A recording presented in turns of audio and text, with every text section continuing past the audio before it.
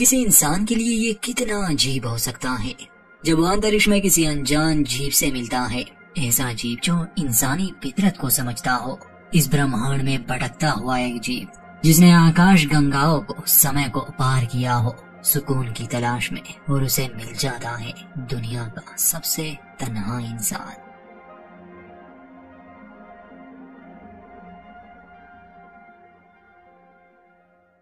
साल 2024 में नेटफ्लिक्स पर रिलीज होने वाली द स्पेसमैन फिल्म वाकई तारीफ के काबिल है। इंसानी जिंदगी का फलसफा और विज्ञान का संगम जो हमारी सोच को एक अलग ही दुनिया में ले जाए। फिल्म एक किताब पर बेस्ड है। अंत में हम इसका खुलासा करेंगे। बस ये फिल्म वैसी नहीं है जो हर कोई देखना चाहता है, यानी कि कहानी उलझी हुई है। हमारे चैनल को सब्सक्राइब जरूर कर दें। कहानी की शुरुआत होती है एक अलग ही ब्रह्मांड में बसी पृथ्वी से। फिल्म का थीम देखकर लगता है जैसे 1960 या 1970 के आसपास का समय हो। तो हुआ कुछ यूं के 4 साल पहले बृहस्पति ग्रह के करीब अजीब से बादल दिखना शुरू हुए। ये जानने के लिए एक स्पेस मिशन को लॉन्च किया गया। अंतरिक्ष यान में एक यूरोपियन एस्ट्रोनॉट को वहां भेजा गया। उसे वहां तक पहुंचने में लगभग 6 महीने लगने वाले थे। इंसानों ने उस बादल का नाम चोपड़ा क्लाउड रखा था। मिशन का मकसद था उन बादलों के पार्टिकल से कुछ सैंपल्स लाना। हो सकता है कि इससे इंसान को ब्रह्मांड के कुछ गहरे राजों का पता चल सके। तो जब कहानी शुरू होती है तो हम उसी एस्ट्रोनॉट को देखते हैं जिसका नाम याकूब है। सबसे पहले तो अपना स्पेस सूट पहने हमें वो जंगल में दिखाया जाता है, जो कि यकीनन उसका सपना था, क्योंकि वो पिछले 6 महीनों से अंतरिक्ष में है, बिल्कुल अकेला। धीरे धीरे अब उसकी दिमागी स्थिति पर असर पड़ रहा था, मगर फिर भी याकूब सबसे बेहतरीन लोगों में से एक था जिसे इस खास काम के लिए चुना गया। अब वो जुपिटर के करीब पहुंच चुका था और जल्द ही वो उन क्लाउड्स तक भी पहुंच जाएगा। सपने से जागने के बाद उसे मिशन कमांड से संदेश मिलता है कि आज उसे वीडियो कॉल करनी है, क्योंकि पृथ्वी के लोग उसके मिशन के बारे में बहुत कुछ जानना चाहते हैं। इतना समय अंतरिक्ष में रहने के बाद याकूब के चेहरे पर इसका असर साफ दिख रहा था। उसके शिप में कई दिनों से एक छोटी खराबी भी थी। वो था बाथरूम का सिस्टम। अक्सर वो खुद से ही ऑन हो जाता, जिस वजह से याकूब की नींद पर असर पड़ता और ये शोर उसे काफी परेशान करता रहता। खैर, याकूब जब ब्रॉडकास्ट के लिए बैठ जाता है, बहुत से लोग उससे सवाल पूछते हैं, मगर उस पर जो गहरा असर हुआ वो एक छोटी बच्ची के सवाल से, जब वो पूछती है कि आपको कैसा लगता है ये सोचकर कि आप दुनिया के सबसे तन्हा इंसान हो। याकूब थोड़ा रुकता है, फिर जवाब देता है कि मैं अकेला नहीं हूँ। माना मैं 50 करोड़ किलोमीटर दूर आ गया हूँ, मगर ये सब मैं अपने देश के लिए कर रहा हूँ। मुझे इस पर नाज है और हर दिन मैं अपनी पत्नी लिंका से बात करता रहता हूँ, तो मैं दुनिया का अकेला इंसान नहीं हूँ।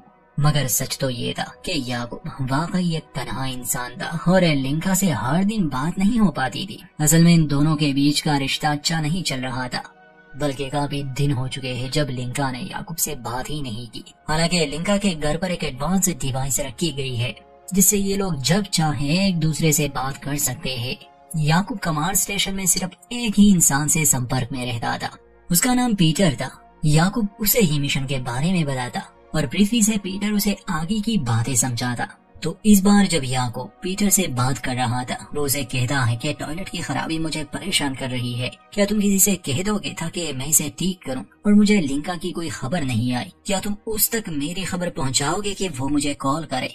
वहाँ पृथ्वी पर दिखाया जाता है कि लिंका ने अपनी पति यानी याकूब के लिए एक संदेश रिकॉर्ड किया है, जिसमें वो याकूब को छोड़ने की बात कर रही थी और वो काफी दुखी थी। ये संदेश डायरेक्ट याकूब को नहीं मिलते, कमांड स्टेशन इसे चेक करने के बाद ही भेजता था। ये संदेश देखकर उन्हें चिंता होने लगी, क्योंकि याकूब पहले से ही काफी थका हुआ है। उसकी दिमागी हालत भी अब ठीक नहीं लग रही। मिशन पूरा होने में बस कुछ ही समय है। अगर वो ये बुरी खबर सुनेगा तो मिशन खतरे में पड़ जाएगा। इसलिए डायरेक्टर ये संदेश ना भेजने की सलाह देती है। वहाँ याकूब को सोने में दिक्कत होती थी, इसलिए हर रात वो नशे की दवा लेता था। एक रात वो अचानक नींद से जागा तो उसे अपने चेहरे में कुछ महसूस हुआ। आईने में देखने पर उसे ये डरावना मंजर देखना पड़ा कि उसके मुंह से एक बड़ी सी मकड़ी बाहर आने की कोशिश कर रही है। यकीनन ये भी उसका एक बुरा सपना ही था, मगर उसके लिए अब हालात बदलने वाले थे। अगले दिन उसे पीटर के अलावा किसी और की ट्रांसमिशन भी मिलती है, एक आवाज जो मदद मांग रही थी। इस पर याकूब को शक होने लगा। पीटर से इस बारे में पूछता है। वो बताता है कि यहाँ तो सब ठीक लग रहा है। क्या वो कोरियन भाषा में बोल रहा था? याकूब जवाब देता है कि नहीं। भला वो कोरियन में क्यों बोलेगा? पीटर समझाता है कि असल में साउथ कोरियन के वहाँ पहुँचने की खबर मिली है, इसलिए याकूब को पहले ही उन चोपड़ा क्लाउड्स के सैंपल लेने होंगे। अगली रात याकूब की नींद शोर की वजह से खुल गई। वो चेक करने गया तो कुछ सामान बिखरा पड़ा था। टॉयलेट का वो पाइप अब भी आवाज कर रहा था। जैसे ही याकूब उसे बंद करने के लिए दरवाजा खोलता है, सामने उसे एक विशाल मकड़ी नजर आई। विश्वास करना मुश्किल था और इससे भी अजीब ये था कि वो मकड़ी बात कर रही थी। याकूब एकदम से घबरा जाता है। खुद को एयरलॉक में बंद करके पीटर से कहता है कि तुरंत ही शिप को कंटेमिनेट करो। पीटर बताता है कि सेंसर पर तो हमें कोई रीडिंग नहीं मिल रही। याकूब कहता है कि वहाँ पहुँचने से पहले ये करना जरूरी है पीटर। हालांकि याकूब बहुत घबराया हुआ था, मगर वो इस बारे में पीटर को नहीं बताता क्योंकि ये सब उसका वहम भी तो हो सकता है। वो एलियन जीव याकूब से कह रहा था कि तुम्हें मुझसे डरने की जरूरत नहीं है पतले इंसान, मैं तुम्हें कोई नुकसान नहीं पहुंचाऊंगा। खैर, शिप को कंटेमिनेट किया जाता है। बाहर निकलने पर याकूब को लगा शायद वो एलियन जीव जा चुका होगा, मगर ताज्जुब की बात थी कि वो वहीं पर था। कहता है कि फिक्र मत करो पतले इंसान, पृथ्वी की दवा से मुझ पर कोई असर नहीं हुआ। पीटर को याकूब की फिक्र थी। वो बार बार पूछ रहा था कि वहाँ क्या चल रहा है, मगर याकूब सच छुपाने में अच्छा था। याकूब उस एलियन जीव से पूछता है कि क्या तुम असली हो, तो वो जीव जवाब देता है कि हाँ, जितना कि तुम हो। याकूब उसे छूने की कोशिश करता है, जिस पर वो जीव कहता है कि तुम्हें ऐसा नहीं करना चाहिए, हमारे कबीले में शरीर को नापाक नहीं करते। याकूब घबराया हुआ था, हैरानी से पूछता है कि आखिर तुम यहाँ क्यों हो मेरे शिप पर। तो वो एलियन जीव कहता है कि मैंने अंतरिक्ष में बहुत सफर किया, आकाश गंगाएं पार की, समय को पार किया। मैं तुम्हारे सौर मंडल से गुजर रहा था, तब मेरा ध्यान पृथ्वी और पृथ्वी पर रहने वाले इंसानों पर गया। मुझे ये बहुत दिलचस्प लगा। मैंने तुम लोगों की भाषाएं सीखी, बहुत कुछ जाना तुम्हारे बारे में, मगर फिर भी मैं तुम लोगों को समझ नहीं पाया। और फिर मेरा ध्यान तुमने खींचा। तुम्हारी तन्हाई मुझे बड़ी दिलचस्प लगी। सोचा 1-2 दिन तुम्हें पढ़ूं, मगर और जानने का मन किया। अंत में मैं मजबूर हुआ यहाँ आने पर। अब मैं समझ चुका हूँ कि मैं तुम्हारी मदद कर सकता हूँ। मगर ये अजीब सी बातें सुनने के बाद तो याकूब और डर गया। लगा उसे ये एक बुरा सपना है, इसलिए वो सीधा स्लीपिंग चैम्बर में चला जाता है। कुछ घंटे सोने के बाद जब वो जागा, ये सोचकर वो बाहर आया कि शायद वो सब बस भ्रम था, मगर वो एलियन जीव अब भी वहाँ था। और इस बार तो कुछ अजीब चीजें होती है, जैसे याकूब को अपनी पत्नी लिंका की यादें आ रही थी। याकूब उस एलियन जीव से पूछता है कि क्या ये सब तुम कर रहे हो, तो वो जवाब देता है कि मैं तुम्हारी मदद कर रहा हूँ पतले इंसान, तुम्हारी साथी तुमसे दूर जा रही है। याकूब कहता है कि मदद नहीं चाहिए तुम्हारी। वहाँ पृथ्वी पर लिंका को दिखाया जाता है। लिंका इन दिनों प्रेग्नेंट थी। वो अपनी माँ से मिलने गई थी, ये बताने कि वो याकूब को छोड़ रही है। हालांकि उसकी माँ इस बात के हक में नहीं थी, मगर लिंका कहती है कि मुझे उसे बहुत पहले ही छोड़ देना चाहिए था। वहाँ अंतरिक्ष में अभी याकूब को उस एलियन जीव से इतना डर नहीं लग रहा था। हाँ, वो उसे कुछ जगहों पर जाने से मना करता है। वो एलियन पूछता है कि तुम्हारे पास पक्षियों के अंडे होंगे। ये सुनकर याकूब को हैरानी होती है। वो उसे खाने को कुछ देता है, जो कि उस एलियन को काफी पसंद आया। याकूब उससे पूछता है कि तुम्हारा घर कहाँ है, तो एलियन जीव बताता है कि मेरा ग्रह खो गया, कीड़ों ने हमला किया, हमारे घर को तबाह कर दिया। मैं किसी तरह वहाँ से भाग आया। मैंने एक लंबा सफर तय किया और मुझे मिले तुम। फिर दोनों उस क्लाउड को लेकर बात करते हैं। एलियन बताता है कि ये बादल ही असली शुरुआत है, मतलब ब्रह्मांड की शुरुआत इसी से हुई थी। और ये भी कहता है कि मैं इसके कुछ दाने खा चुका हूँ बचपन में। ये सुनकर याकूब को हैरानी होती है। वो पूछता है कि तुम कितने साल के हो, क्या तुम शुरू से यही थे, तुम लोग नहीं मरते क्या?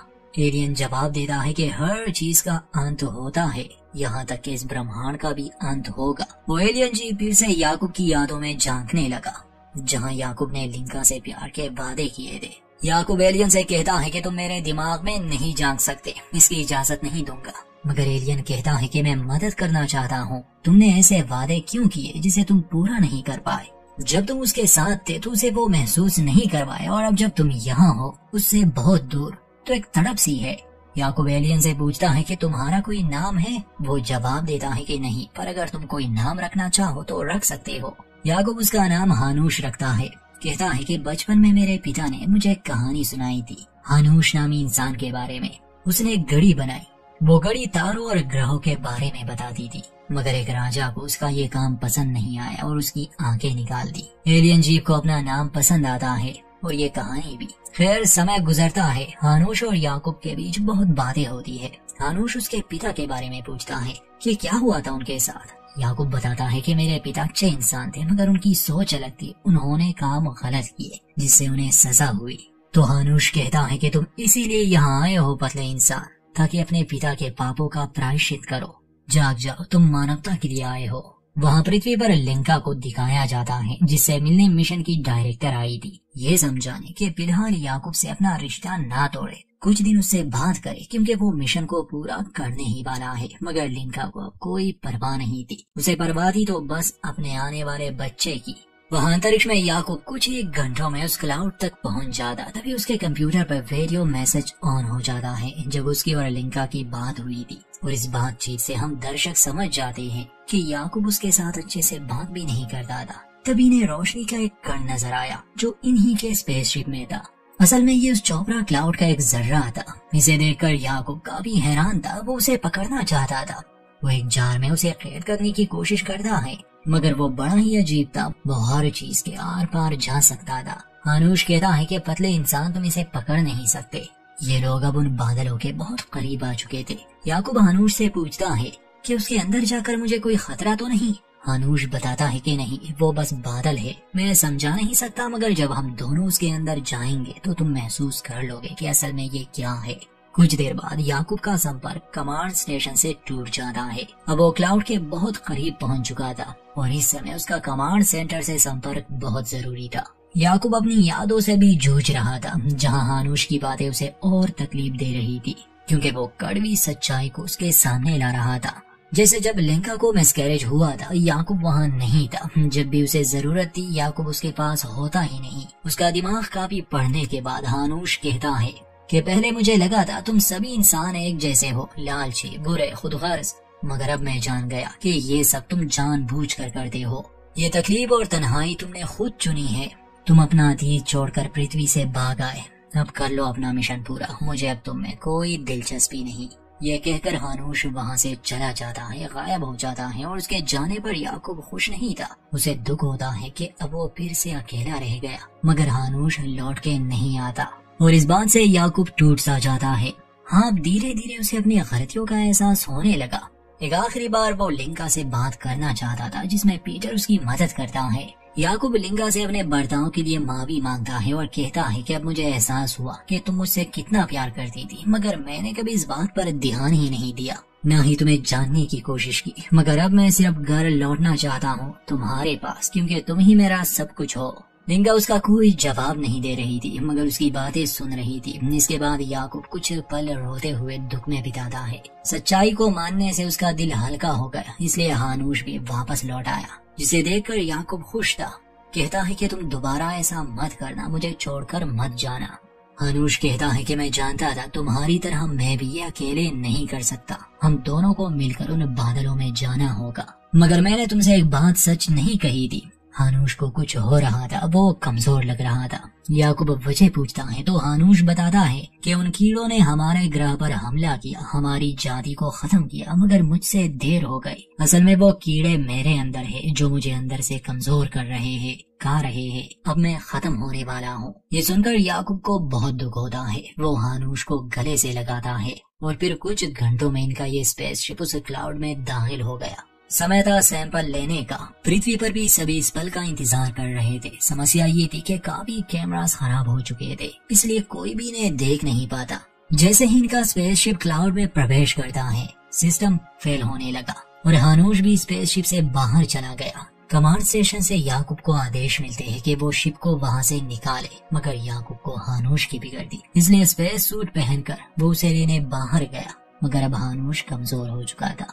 फिर वो उसकी तरफ बढ़ता है, उसे पकड़ लेता है, जिस पर हानूश उसकी तारीफ करता है कि तुम मेरे लिए बाहर आए। जैसे ही ये दोनों बादलों में चले गए, अजीब अजीब सी चीजें और दृश्य इन्हें दिखना शुरू हुई। हानूश याकूब से कहता है कि यही सब कुछ है, शायद उसका मतलब कि ब्रह्मांड इसी से बना है, क्योंकि यहाँ भविष्य, अतीत और वर्तमान था। इतना अद्भुत नजारा देखकर याकूब कहता है कि मैं हमेशा से गलत था, मगर अब मैं समझ चुका हूँ। उसे लगा वो भी खत्म होने वाला है, मगर हानूश कहता है कि नहीं, तुम्हारे लिए अभी भी उम्मीद है।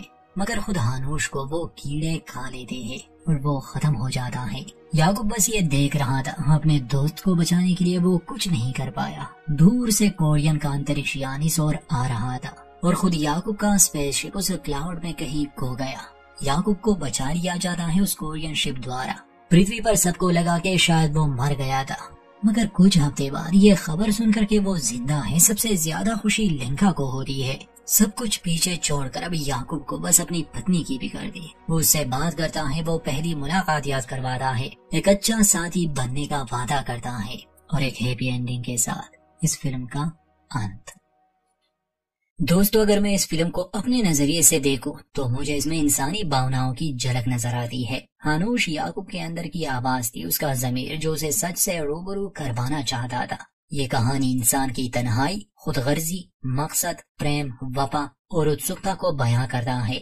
हानूश बस याकूब की कल्पना थी जो खुद को समझने में उसे मदद कर रहा था। इसी तरह की 2 फिल्में हैं जिसका आप कोई एक मतलब नहीं निकाल सकते, जैसे 2019 वाली एडेस्ट्रा और 2002 वाली सोलारिस। ये कहानियां इंसान जैसी ही है, आप चाहकर भी इसे समझ नहीं पाओगे जिस तरह लोग इंसान को नहीं समझ पाते। बस देखने पर यह महसूस हो जाती है कि वो हमें क्या दिखाना चाहते हैं। उम्मीद है कि द स्पेसमैन की कहानी आपको पसंद आई होगी। वीडियो अच्छी लगे तो लाइक करें, कहानी को लेकर अपनी राय दें और चैनल को जरूर सब्सक्राइब कर दें।